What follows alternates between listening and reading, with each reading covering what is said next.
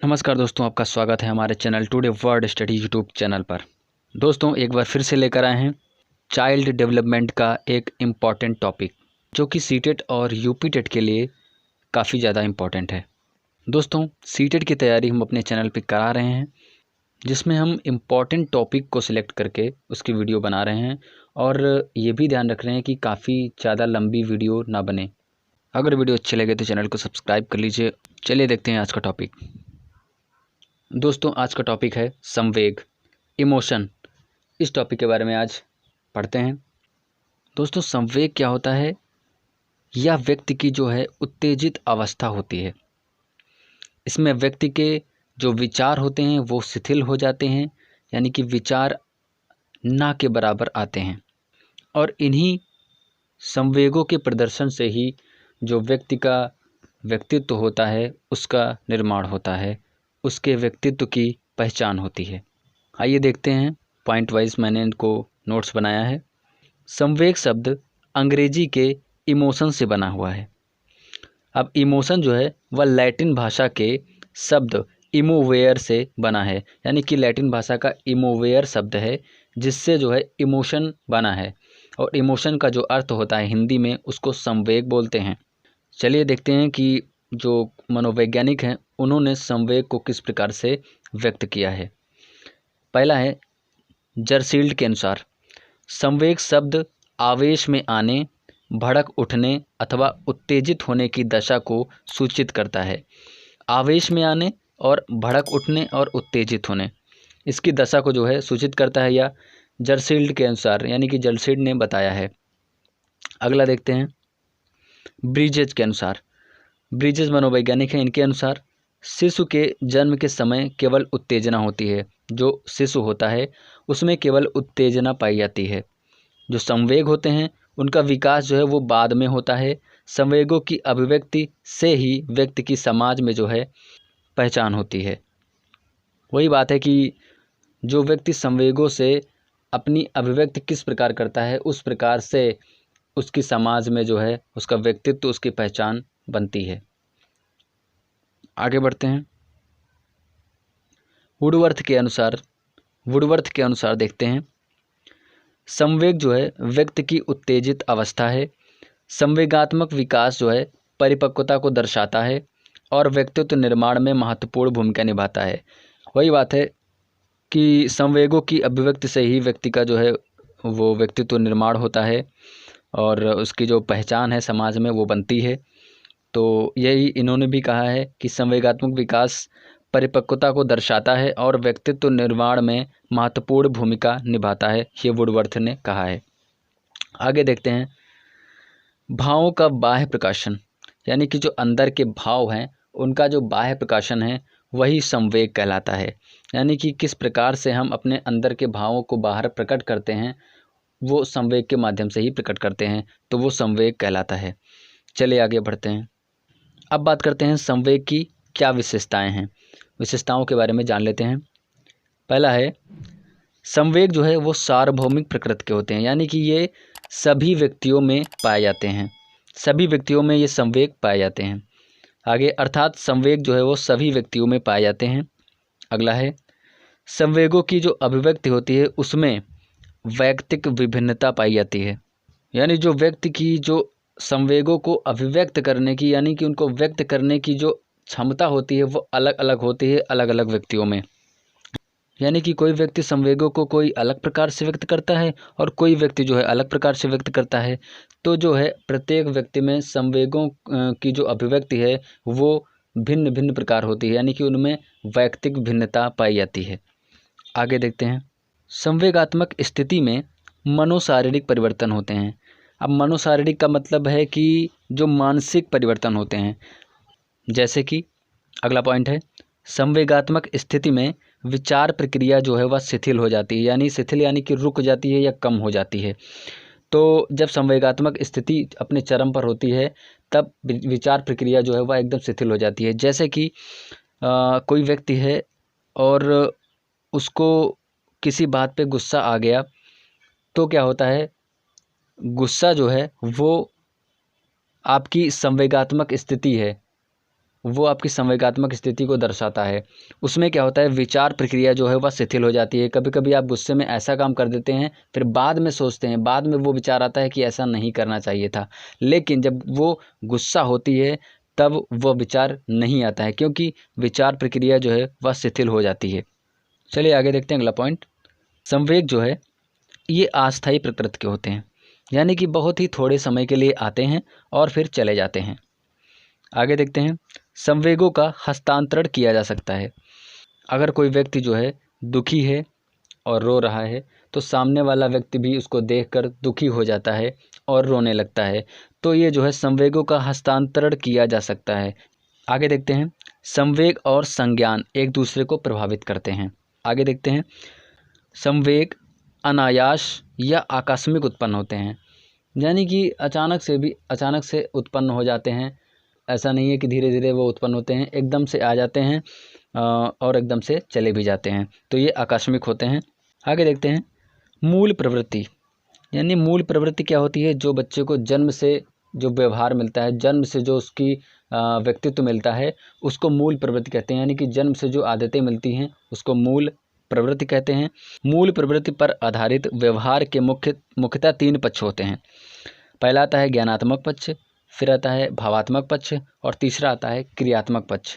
ज्ञानात्मक पक्ष की बात करें तो जो ज्ञान से संबंधित होता है ज्ञानात्मक पक्ष कहलाता है, और भावों से जो व्यक्ति के भाव होते हैं उनसे संबंधित होता है भावात्मक पक्ष कहलाता है। और क्रियात्मक पक्ष जो कार्य किया जाता है, जो कार्य करने की क्षमता होती है, जो कार्य किया जाता है, उसको क्रियात्मक पक्ष कहते हैं।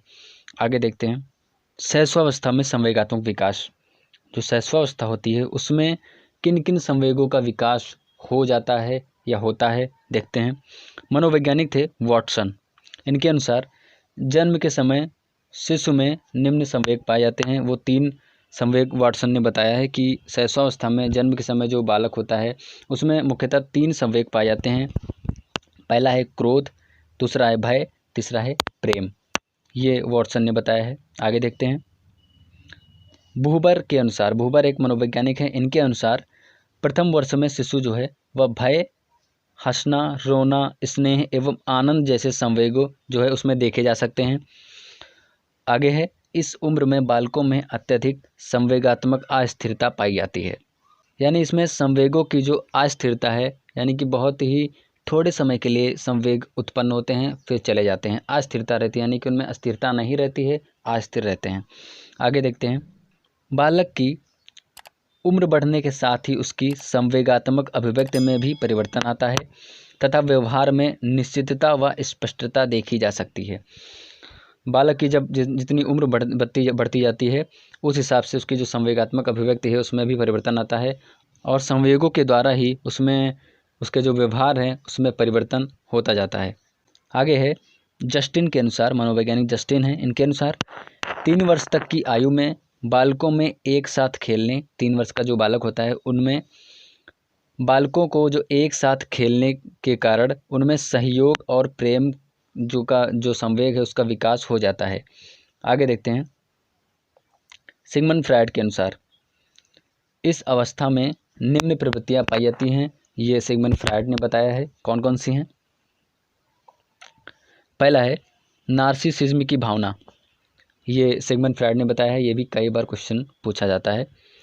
मनोवैज्ञानिक सिगमंड ने बताया कि नार्सिसिज्म की भावना जो है इस अवस्था में पाई जाती है, यानी कि शैशवावस्था जो होती है इसमें सिगमंड फ्रायड ने बताया कि नार्सिसिज्म की भावना जो है बालक में पाई जाती है, यानी कि इसको कहते हैं आत्म प्रेम की भावना। आत्म प्रेम की भावना से तात्पर्य यह है कि बच्चा अपने आप से ही बहुत प्रेम करता है, अपने आप को ही सदैव अच्छा मानता है, तो ये आत्म प्रेम की भावना आती है। दूसरा है प्रबल काम भावना। प्रबल काम भावना यानी कि काम करने की जो प्रवृत्ति है वह अधिक होती है, लेकिन जो वयस्क व्यक्ति होता है उसकी भांति नहीं, यानी कि जो वयस्क व्यक्ति होता है उसकी भांति काम भावना नहीं होती है, लेकिन काम भावना काफ़ी ज़्यादा होती है शैशवावस्था में। ये सिगमंड फ्रायड ने बताया है। आगे देखते हैं, ऑडिपस एवं इलेक्ट्रा ग्रंथि जो हैं ये आपकी शैशवावस्था में पाई जाती हैं। आइए इनके बारे में जान लेते हैं, ये क्या चीज़ हैं ऑडिपस इलेक्ट्रा ग्रंथि। देखिए, ऑडिपस ग्रंथि जो होती है वह बालकों में निहित होती है, यानी कि बालकों में पाई जाती है। इसमें क्या होता है, मातृ प्रेम या पितृ विरोधी देखिए जो बालक होते हैं उनको ज़्यादातर माता से प्रेम होता है और पिता से विरोध, यानी कि थोड़ा बहुत दूरी रहती है पिता से। ये अक्सर बालकों में पाया जाता है छोटी उम्र में। फिर बात करते हैं इलेक्ट्रा ग्रंथि। इसमें क्या होता है, यह बालिका में निहित होती है। इसमें क्या होता है, पितृ प्रेम, जो बालिका होती है उसका पिता से ज़्यादा लगाव होता है और जो माता होती है उससे माता से कम लगाव होता है। आगे देखते हैं बाल्यावस्था में संवेगात्मक विकास। अभी पढ़ रहे थे शैशवावस्था में संवेगात्मक विकास कैसे होता है, अब बाल्यावस्था में देखते हैं किस प्रकार। इस अवस्था में बालक विद्यालय जो है जाना प्रारंभ कर देता है। 6 वर्ष के आयु में जो है बाल्यावस्था स्टार्ट हो जाती है। तो बाल्यावस्था में बालक जो है वो विद्यालय जाना स्टार्ट कर देता है और घर से बाहर नवीन वातावरण में बालक के लिए संवेगात्मक समायोजन में थोड़ा कठिनाई होती है, क्योंकि जो वो घर में रहता है तो उसका बाद घर का वातावरण दूसरा रहता है, लेकिन जब घर से बाहर बालक निकलता है तो जो समाज का वातावरण है वह एकदम अलग होता है। तो बालक उसमें समायोजन करने में थोड़ा कठिनाई महसूस करता है। आगे देखते हैं अध्यापक को चाहिए कि वह कठोर अनुशासन की अपेक्षा बालकों में स्वतंत्र व स्वस्थ संवेगों का विकास करे। यानी कि अध्यापक को बच्चों को कठोर अनुशासन के लिए जो है प्रताड़ित नहीं करना चाहिए, उन पे प्रेशर नहीं डालना चाहिए। तो बच्चे को स्वतंत्र व स्वस्थ संवेगों का विकास करने के लिए उसको स्वतंत्र रहने देना चाहिए शुरुआती दिनों में, जब तक कि बालक बाहरी समाज के साथ समायोजन स्थापित ना कर ले। आगे देखते हैं इस अवस्था में बालक जो है, यानी कि बाल्यावस्था जो होती है, इस अवस्था में बालक भय या क्रोध पर नियंत्रण स्थापित करने की कोशिश करता है। जो भय होता है यानी कि डर और क्रोध जो होता है उस पर नियंत्रण स्थापित करने की कोशिश करता है। आगे देखते हैं इस अवस्था में संवेगों को दमन करने की क्षमता आ जाती है, यानी कि कुछ जो संवेग उठते हैं उनको वह रोक लेते हैं, वह उनका दमन कर लेते हैं। आगे देखते हैं जिज्ञासा नामक संवेग प्रबल हो जाता है। बाल्यावस्था में क्या होता है, जिज्ञासा नामक जो संवेग होता है वह प्रबल हो जाता है, यानी कि जो जानने की इच्छा होती है वह प्रबल हो जाती है बाल्यावस्था में। आगे देखते हैं इस अवस्था में गर्व एवं शर्म जैसी जो भावनाएं हैं वह उत्पन्न हो जाती हैं। क्या होता है कि बालक जो है शैशवावस्था में जब होता है तो वह बहिर्मुखी होता है और जब बाल्यावस्था में आ जाता है तो वह अंतर्मुखी हो जाता है, यानी कि उसमें शर्म जैसी जो भावनाएं होती हैं और जो गर्व होता है वैसी भावनाएं जो है उसमें उत्पन्न हो जाती हैं बाल्यावस्था में। आगे देखते हैं इस अवस्था में यानी कि बाल्यावस्था में बालक दूसरों से मार खाने, परीक्षा में असफल होने के कारण जो है दूसरों से दंडित होने के विचार से भयभीत हो जाते हैं कि दूसरों से मार खाने या परीक्षा में अगर असफल हो गए तो दूसरों के द्वारा मार खाने से जो डरते रहते हैं कि हाँ अब तो मार पड़ने वाली है।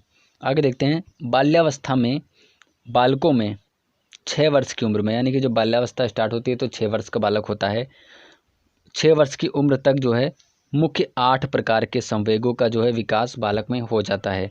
देखते हैं कौन कौन से। पहला है खुशी। खुशी में क्या क्या आता है, हंसना, तालियां बजाना, गाना, उछलना, कूदना।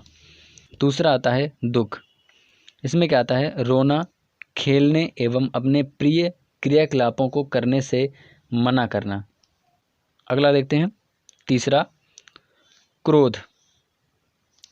इसमें रोना, चीखना, चिल्लाना, वस्तुओं को फेंकना और पैर पटकना इत्यादि जैसे संवेगों का विकास होता है।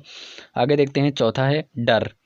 डर में क्या आता है, भागना, छिपना, चिल्लाना, ये सब आते हैं। आगे है उत्सुकता संवेग।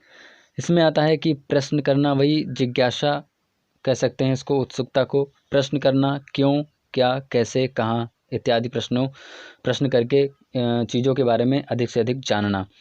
आगे देखते हैं छठा है ईर्ष्या। ईर्ष्या यानी कि माता पिता के द्वारा अपने दूसरे भाई बहन के प्यार किए जाने का जो है विरोध करना, ये ईर्ष्या के अंतर्गत आता है। इस संवेग का विकास जो है वो बाल्यावस्था में हो जाता है। आगे देखते हैं सातवां है जलन। दूसरे बालक के पास अपने से अच्छी वस्तु को देखकर अपनी वस्तु की शिकायत करना, यह जलन संवेग के अंतर्गत आता है। आगे देखते हैं आठवां है अनुराग, यानी कि प्रेम, इसको भी कहते हैं, अनुराग को प्रेम कहते हैं। उन सभी वस्तुओं तथा व्यक्तियों के प्रति प्रेम प्रदर्शित करना है कि प्रेम भाव को प्रदर्शित करना जो उन्हें पसंद है, तो ये अनुराग यानी कि प्रेम संवेग के अंतर्गत आता है। तो बालक जो बाल्यावस्था होती है उसमें जो है इन 8 संवेगों का विकास हो जाता है बालक में। आगे देखते हैं, किशोरावस्था में संवेगात्मक विकास। अभी हमने पढ़ा शैशवावस्था में संवेगात्मक विकास, बाल्यावस्था में संवेगात्मक विकास। अब देखते हैं किशोरावस्था में संवेगात्मक विकास। किशोरावस्था मानसिक शक्तियों के विकास का समय है। इस उम्र में संवेग अकस्मात जो है प्रकट होते हैं तथा परिस्थिति के अनुसार बदलते रहते हैं। आगे है, इस अवस्था में विभिन्न प्रकार के भावों के विकास के साथ साथ बालक में कल्पना शक्ति का भी विकास होता है। इस अवस्था में संवेगों पर नियंत्रण करना बहुत ही कठिन होता है किशोरावस्था में। आगे बढ़ते हैं, किशोरावस्था में सामाजिक व्यवहार के साथ साथ समायोजन की भी समस्या होती है, क्योंकि जो किशोर होता है वह बाहरी समाज के जो नियम हैं उनमें जो है वह अपना समायोजन नहीं कर पाता है या कठिनाई महसूस करता है। आगे देखते हैं, संवेगात्मक रूप से किशोर एवं किशोरियां अधिक उग्र हो जाते हैं, अतः किशोरावस्था को संवेगात्मक दृष्टि से शैशवावस्था का पुनरावर्तन काल कहते हैं। यह भी क्वेश्चन कई बार आया है कि शैशवावस्था का पुनरावर्तन काल किस अवस्था को कहते हैं, तो किशोरावस्था को कहते हैं, क्योंकि जैसे शैशवावस्था में संवेगों का विकास तेज़ी से होता है और जो संवेग होते हैं वह उग्र हो जाते हैं, वैसे ही किशोरावस्था में भी संवेग जो है वह बहुत ही उग्र हो जाते हैं और क्रियाशील हो जाते हैं। आगे देखते हैं, यहाँ पे एक पॉइंट दिया है, किशोरावस्था को भाव प्रधान अवस्था भी कहा जाता है। यानी कि किशोरावस्था जो है इसमें भावों का जो आवागमन होता है, भाव जो होते हैं वह बहुत ही अधिक आते हैं, इसीलिए इसको भाव प्रधान अवस्था भी कहा जाता है किशोरावस्था को। इसी के साथ दोस्तों आज का टॉपिक यह ख़त्म होता है यहीं पे। और वीडियो कैसी लगी ज़रूर बताना। हमसे जुड़ने के लिए हमारे चैनल को सब्सक्राइब करें और देखते रहें today word study YouTube channel. फिर मिलेंगे एक नई वीडियो में, तब तक के लिए नमस्कार।